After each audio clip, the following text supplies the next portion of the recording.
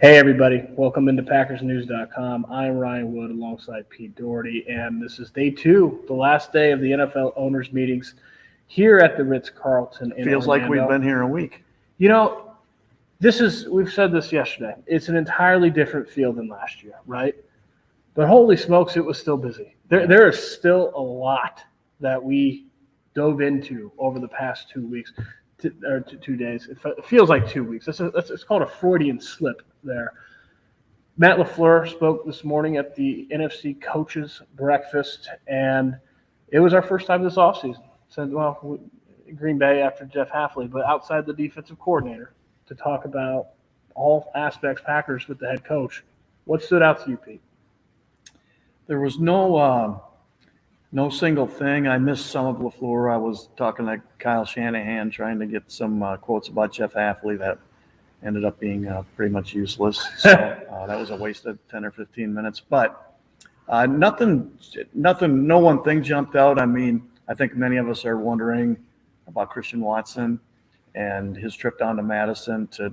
They were putting him through scans and biomechanic tests about, what's causing all these hamstring issues.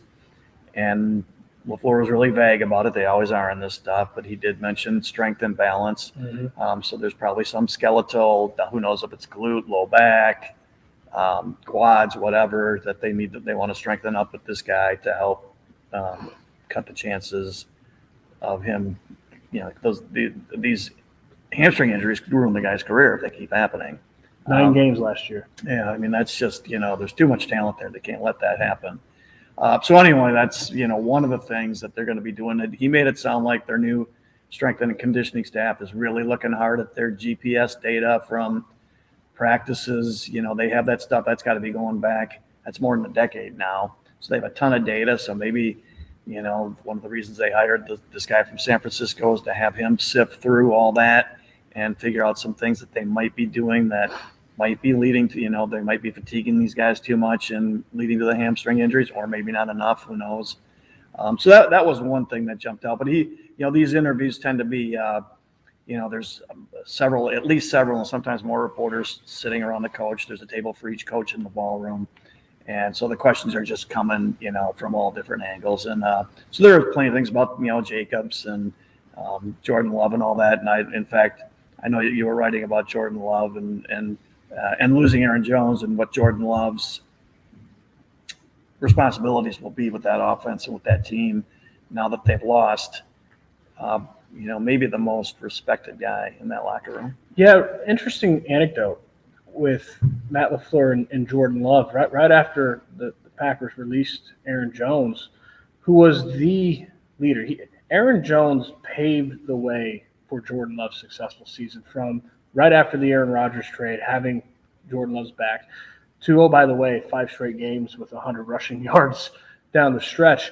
But the leadership role that Aaron Jones, as the unquestioned, he was the senior available member of that offense, and that shields a young quarterback in a way that Jordan Love is not shielded anymore. And Matt LaFleur has already talked with Jordan Love about, hey, this means Aaron Jones not being here means that more leadership is going to be expected of you, which is probably ideal because he does happen to play the most important position on the field, and you want your quarterback to be a leader. Not to say that Jordan Love didn't show leadership last year, but he didn't have to the level that he's going to have to this year without Aaron Jones and just his second year starting. So that's significant. I'll also say this, Pete. It is really stark and stunning, and Matt LaFleur, I thought, really emphasized this this morning when I asked him about year 2 with this offense, which was, almost 3,000 snaps from rookies last year in all games, including playoffs. How different year 2 is and how much further ahead they are. A year ago at this time, Pete, they didn't know who their tight ends were going to be. Never mind Jordan Love and the uncertainty there. They didn't know who their tight ends were going to be. They didn't know half their receiving depth chart.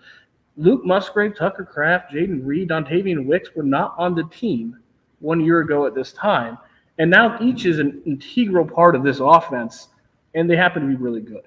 And the ability, a year ago, they were building on the fly throughout the season. Now they can start from where they left off, have a full offseason, I think that it's light years ahead of where they were a year ago, and I think that's the thing that should terrify much of the NFC, because by the end of last season, this was one of the best offenses, certainly in the conference, if not the NFL, having to build on the fly. And now they have a full offseason to build off of that. That's very significant to me. Yeah, the main question is what will the hunger level be and the chemistry, which both of those things were as good as a team could ever hope for last season. Will they still be at that same level this year? I think that's one of the reasons why, I think Gutekunst's theme all off season has been, he keeps referring back to what he thought the competition with the receivers, all those young receivers did for accelerating their growth, because there were so many guys fighting for snaps and for targets that brought the best out of all of them. And so I'm sure they're counting on that same dynamic so that they don't get a second year, sophomore slump from these guys. And they'll hope that, and you could throw the tight ends in there too, because they're all fighting for kind of the same snaps, and they're all fighting for targets. I mean, there's only one pass per play if you throw the ball. So they do have a ton of talent there, really intriguing talent, but you never know for sure how it's going to come together till they actually have to do it. A couple other minor notes. The Packers are very high on Keyshawn Nixon as their starting slot. Matt LaFleur said that he spoke to the defensive staff. Yeah, they're higher on him than I am. And certainly me and my grades postseason. Yeah. He talked to the defense staff, obviously starting with Jeff Hafley, and the defensive staff feels very confident that essentially they can get more out of Keyshawn Nixon as a starting slot than they did a year ago. The other kind of interesting secondary moment was when I asked Matt LaFleur about how devalued the safety position has been across the league, because it has been. And he goes, not anymore, because the Packers went out and got Xavier McKinney. And when I say got him, they comparatively to the rest of the market, paid 3 times the price. Yeah, $16.5 million. I think they paid it was $9 million a year for Adrian Amos a few years ago, although this guy is a higher quality player than Adrian Amos too. And you look at the team. I asked Matt LaFleur, he wouldn't go here, but they were potentially a safety away from potentially making a Super Bowl run in the first year with Jordan Love. So this is, it's almost fitting, Pete. We're in the shadow of Disney World here. This is a team that envisions maybe a Jordan Love being in Disney World after the Super Bowl next year. That is the goal, right? That is what they think they can do in year 2, and they have to go and do it now. Along those lines, a couple Mark Murphy notes today. We spoke with the Packers president and CEO. One, the leasing negotiations ending with Lambeau Field. The Packers aren't going anywhere. They have a snowball's chance in Orlando of going outside of Green Bay. Mark Murphy said that it's down to 2 in terms of who will be the Eagles' opponent in Brazil for the first ever NFL game in South America. It's the Packers and the Cleveland Browns. He anticipates within the week finding out if it's going to be the Packers. But I want to touch briefly on the kickoff rules. And I can't reconcile how the one team in the league with Keyshawn Nixon, the 2-time reigning All-Pro, is one of 3 teams that voted against the rules. What did you make of that? Yeah, I'm not sure. I mean, I guess it shows that they're not thinking short term, because for the short term, this should theoretically help them. But, Murphy said that the reason for voting against it was he thinks there's going to be too many unintended consequences, and that they should find out what those are by doing it only in the preseason first and then moving it up.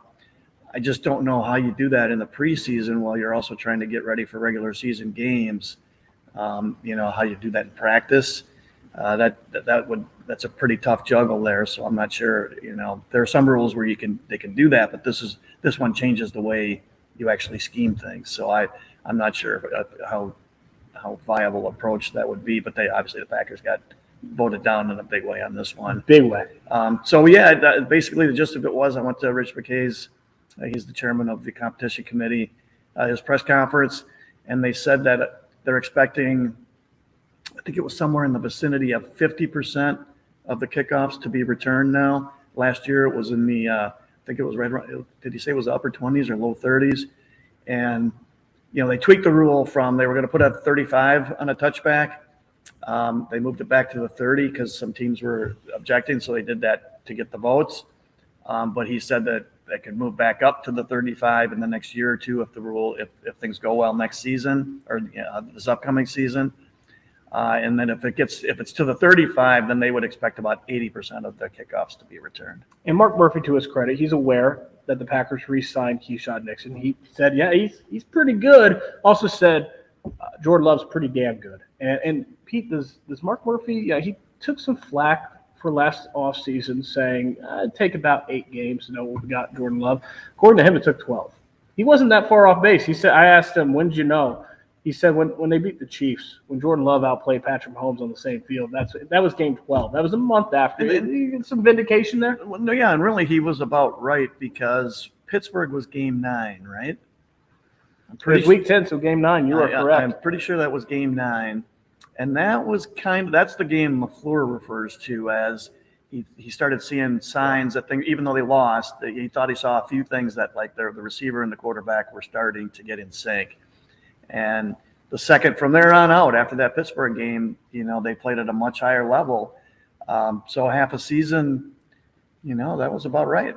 So that wraps it up from the NFL owners meeting. Not what it was last year. There's no Aaron Rodgers trade news, but goodness, you just go on offense, defense, special teams.